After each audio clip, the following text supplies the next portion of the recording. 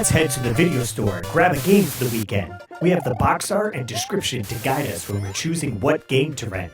So grab your rental card because this is the Warp Pipe Rental. What game you rent for the weekend? All right, so we ended up going handheld this weekend on the Game Boy. We got Castlevania the Adventure on the original Game Boy. Now, just looking at this box art, epic, right? Great box art. You got Dracula on the front cover right there with Simon with the whip and everything. I really enjoy it. I thought it stood out for sure with the box art and get you want to play it. You know, if you played the original NES game, you're like, all right, maybe I want some Castlevania on the go.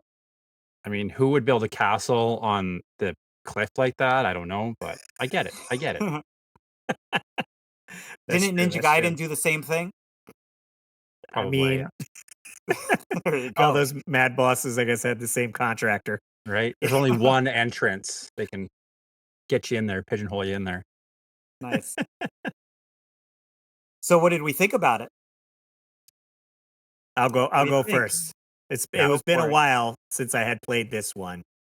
And I will say, probably back in the day, great for car trips because it's on the shorter side to get into it. But man, is it slow. It's if you're pacing from like the original game or even, you know, Simon's Quest and any of those, and then you go to this, I don't know if it was hardware limitations or what, but like just the movement, right, is a lot slower. So the pace is just sometimes it feels like it's dragging. Music's great. And I do really love the atmosphere of it. I feel like in the first game, right, you're in the castle the whole time on NES. And I really like the second game, Simon's Quest, where you're venturing outside, right? And that's what this game has. You're outside, you're going through, and I feel like that fits really well. You don't always have to be in the freaking castle if it's Castlevania, right? There's other creepy spots like the woods and so I enjoyed that aspect of it. And a quick story, I remember distinctly playing this game growing up and maybe like one of the earliest scenes, like maybe the seventh screen where when you're climbing up those ropes, right? To go like, and the eyeballs are coming down the stairs and you're climbing up the ropes. There's one towards the end. If you keep climbing, you actually go through the bricks and you go to a secret level. And I remember writing in to like Nintendo Power to be like, this is a secret. Like, I'm like, oh my God, like I discovered this. I don't think anything came of it, but was it a secret level? Because I remember one that you go up the rope, you go through the roof, and you get like there's candles, and you break the candles. Yes, that's what I'm talking about. Is that the same one? You get a 1-up, you get a power up, and then some other things. Right. But yeah. Did they have secrets like that in the other Castlevanias? I mean, I don't recall. Like going through walls like that, no, I don't think there was ever anything like that. I mean, there were cryptic stuff in Simon's Quest on NES. Yeah. But I don't think you know, climbing a rope and going through a wall, I like to think to like keep going. It's almost like they took something out of the book of Transylvania from DuckTales. Oh, right.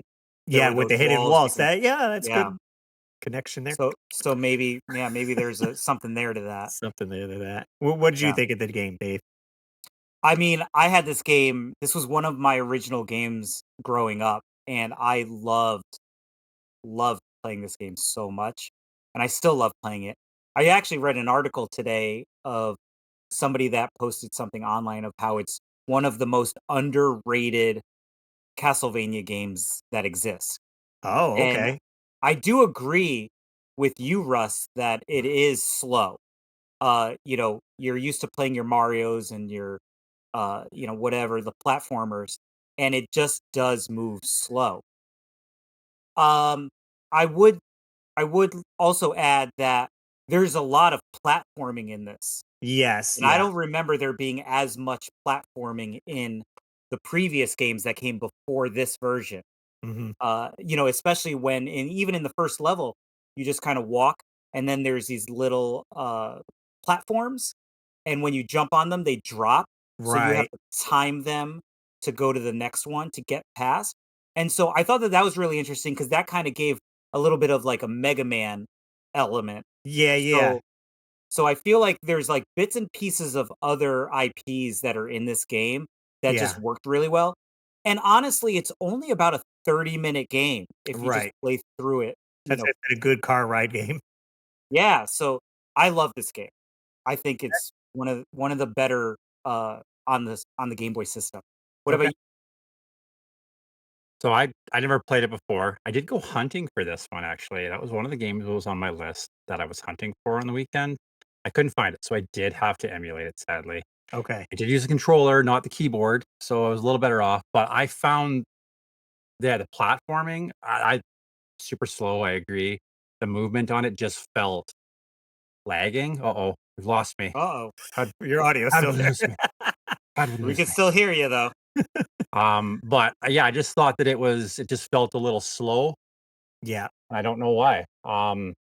They would have done that, and then I did feel that the movement on it was a little difficult sometimes. You have to, like, be Mhm. moving before you can jump, and Right. he Right, wasn't. He would yes. just, like, drop off the edge if I wasn't pressing the button at the right time, which was frustrating for me personally. Yeah, I So feel timing is a big thing for that game. right, I'd say Absolutely. trial and error for sure to be like, "Oh, okay, I can't do this." Like, Mhm. later on, there's a part where the eyeballs are coming at you and you're on a bridge, and if you hit them, I think they explode and then damage the bridge, and then you gotta jump over that area as Yes, well. So yes. there's, like, all Mhm. these extra, things to look out for. Again, if you're using it as a weekend rental, maybe by Sunday, you kinda got all those kinks out and you memorize some of the levels. That's Mhm. why I think it's good that it is short. It's like, all right, I can put it in, play for 20 minutes, maybe lose all my lives, put it down, do something else, come back to it essentially. Nice. Yeah, for sure. What do we think about rating this game? What do you think, Russ? I'm going to go 3. I'll Oh, give it okay. 3. Not as high as one might think. I don't know, 3. Why not higher than that? I'm just curious. I haven't played there's a second one on the Game Boy and I feel like that one's better. I Okay. just feel like they work the kinks out, and it's just how slow it is being on the slow compared to the NES versions, I guess So I'm if we saying. could throw that second game away, Right. would you rate it higher? Yeah, I probably a little bit, just to be grateful, Okay. "Hey, we got a game on the Game Boy. That's Mhm. Castlevania." Okay. So you're gonna give it 3 out of 5. 3 out of 5. 3 out of 5. I'm gonna say 4 out of 5. The slowness definitely is one thing that kind of deters from it. But I just have so much memories and so much nostalgia for this game. It's I think it's really the first Castlevania game I really got into. I mean, I played the original, but I think maybe because I owned this game, I never owned Castlevania growing up Oh, for the okay. NES. Mhm. I think it just holds more for me. Okay. And so I think that I would shoot it a 4 for that reason. It's a great game. I mean, no doubt about it. So, how about you, Keith? Are you over there? Can you hear I'm us? here fighting with this camera, technical difficulties, technical difficulties. I would probably give it a 3 as well. I think Okay. it was I found it difficult. I didn't make it super far into it because I Mhm. died quite repetitively, but I give it a 3. Okay, great. Fair enough. Sounds good. We'll see what you guys had to say. We reached out to you guys to see what you thought about this rental game. What did you say? What did you say? Springfield, let's hear from you. Over on our Instagram page, we got Ty's Gaming. Says, I have never played this game, so I'm excited to give it a go. But a real question, did you ever actually rent handheld games at the store? I was always want for always went for the console games. Yeah, let's see who replied. David did reply to him, I said, replied, yeah. remember when my local rental store rented Virtual Boy games? Maybe that could be considered handheld. Could be. Why not? Because you could rent the console as well. I do remember there were rentals of the Virtual Boy. You could Gotcha. rent any other console. So I don't know. I doubt I doubt they rented out Game Boys though. True. In Uh, our store, they did, wherever it oh, was they in did? that world of store. Interesting. No, they Wow. didn't actually, but in our Oh, they real didn't. world here, Oh, yeah. Yes. at the And Warp Pipe we rental store, at Warp they Pipe did. Rental Store, we Oh, rent I out Game see. Boys. Yes. Rob's into stuff says so many hours on this one when I was a kid. Nice. So that's Rob 2 is people on there. awesome, I have to say. Did we get anyone on? Let's I see. believe we got one on the reel as well. Yeah, let's see. Is the reel pulled up? Yeah. Okay, perfect. So Ty came back. So this is after he played it. Nice. First time ever playing Castlevania Adventure. And boy, this was another tough game. Platforming in this game was extremely difficult and really required you to use the very last pixel to make the specific jumps. Hmm. The bosses were difficult but fun to learn the patterns on. But between the lag that this game had when there was more than 3 enemies on the screen and trying to hit a precise jump made the game extremely tough. I made it to the 3rd level and trying to climb the tower while being chased, and even with save states, I struggled and eventually gave in. Castlevania Adventure is the answer a parent would give when they said, "We have Castlevania at home." Much much prefer the original on NES. 3 out of 5 for me. So he went with the same rating as well as um, me and Keith. Very cool. Let's see. I think did I have one on YouTube? If you follow YouTube, you can go to the community page and interact with us there as well. Hey, we got Canadian Retro 46. I have no nostalgia for this one and just couldn't get into it. The movement felt clunky, and overall, the game was another real difficult one. The platforming elements took me an embarrassing number of attempts.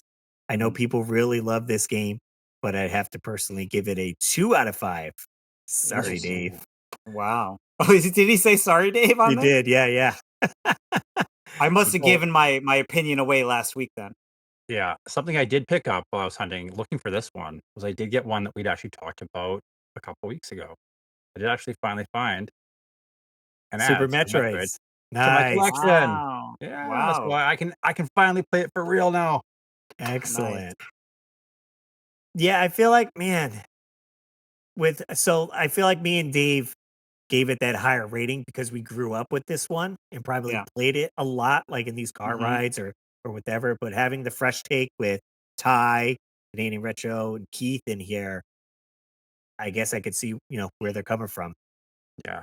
Like, yeah, Yeah. that Yeah. platforming was hard, and now that I'm back, I'm not distracted. That platforming was hard, and like they said, like, you had to you'd be right on the edge to get that jump, and then if you weren't already It's true. moving and stretching jump, I was into oblivion, into the abyss so many Hmm. times. Yeah. Yeah. I'm certainly curious. We'll have to try and maybe we'll hold off till October for the spooky month, but trying the sequel. I think it's called like Simon's Revenge or something like that. Belmont something or I think something it's like Belmont's that? Revenge. Belmont. Yeah, Belmont something. Yeah, Yeah. it's supposed to I know you mentioned that, I think it's supposed to be the better one, like, Right. Hmm. And maybe I not think it's Dave's more opinion, but, expensive like, too. yeah, Yeah, I mean the first one is not cheap on if you get a CIB. The CIB is like I think close to $200. Oh yeah. yeah, with any of those Game They Boy had a games, I Yeah. think. CIB one, and I was like, "I am not pulling the trigger on that." But they did have the second Yeah. one in the store, one of the stores I was in. I think it was like 95 Canadian for the second Okay. Okay. one, so it is a little pricey, but Oh not wow. crazy, Loose crazy. it's 95. Yeah. Yeah. Sweet. Canadian dollar is a little higher, right? Canadian dollar is lower, I think. So Lower. So in yeah. So one so of my dollars is like 72 of your cents. oh, got it. Okay. Well, that makes sense. Haha. Right. But a bump. Christ. So Dave, what, guys, next what do we got to say? next next next week so we're going to switch things up on the Warp Pipe rentals. We always go to the rental store and we rent games, right? But we also rent movies. So I think once a month we're going to go out, we're going to rent a movie for the weekend. We'll watch it, we'll talk about it, and then we'll share it with you guys.